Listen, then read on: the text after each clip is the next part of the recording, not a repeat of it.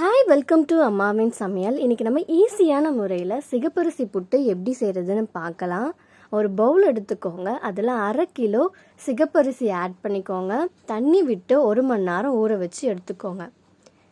இப்போது தண்ணியெல்லாம் எடுத்துட்டு ஜாரில் போட்டு மாவு பதத்துக்கு அரைச்சி எடுத்துக்கோங்க. இப்போது இட்லி பாத்திரம் எடுத்துக்கோங்க. அதை தண்ணி விட்டு இட்லி தட்டு வச்சுட்டு அதுக்கு மேலே வெள்ளை துணி போட்டு நம்ம அரைச்சி வச்சுருக்க இந்த மாவை ஆட் பண்ணி அந்த துணியாலே ஃபுல்லாக க்ளோஸ் பண்ணிவிட்டு மூடி போட்டு ஒரு 15 நிமிஷம் நம்ம ஆவி கட்டி எடுத்துக்க போகிறோம். இப்போது 15 நிமிஷம் ஆகிடுச்சு. இதை ஒரு பவுலில் ட்ரான்ஸ்ஃபர் பண்ணிவிட்டு கட்டி கட்டியாக இருக்கிறது எல்லாத்தையும் உதிர்த்து விட்டுருங்க. இப்போ ஒரு 1/2 கிளாஸ் தண்ணி எடுத்துக்கோங்க. ஹாட் வாட்டர் தான். இது கூட ஒரு சிட்டிகை உப்பு போட்டு மிக்ஸ் பண்ணி எடுத்துக்கோங்க. இப்போது நம்ம ஆவி கட்டி எடுத்து வச்சுருக்க இந்த மாவில் கொஞ்சம் கொஞ்சமாக தெளித்து ஆட் பண்ணிக்கலாம். இந்த கையில் வச்சு நீங்கள் அமுத்தி பாருங்கள். இந்த பதத்துக்கு வந்ததுக்கப்புறமா மாவு ரெடி ஆகிடுச்சு.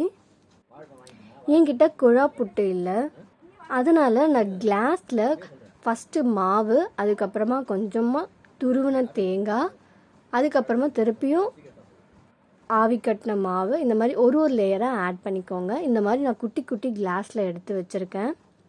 இதுக்கப்புறமா இட்லி பாத்திரத்தில் இந்த எல்லா கிளாஸ்லேயும் அடுக்கி வச்சுட்டு மூடி போட்டு ஒரு 10 நிமிஷம் ஆவி கட்டி இப்போ 10 நிமிஷம் ஆயிடுச்சு. சுட சுட சிகப்பரிசி புட்டு ரெடி.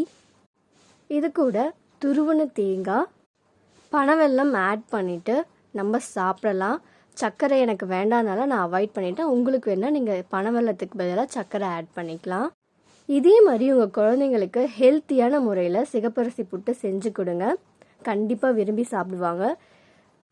செஞ்சு பார்த்துட்டு எப்படி இருக்குன்னு கமெண்ட் செக்ஷனில் கமெண்ட் பண்ணுங்கள். இந்த வீடியோ உங்களுக்கு பிடிச்சிருந்தா லைக் பண்ணுங்கள், ஷேர் பண்ணுங்கள், மறக்காமல் சப்ஸ்கிரைப் பண்ணுங்கள்.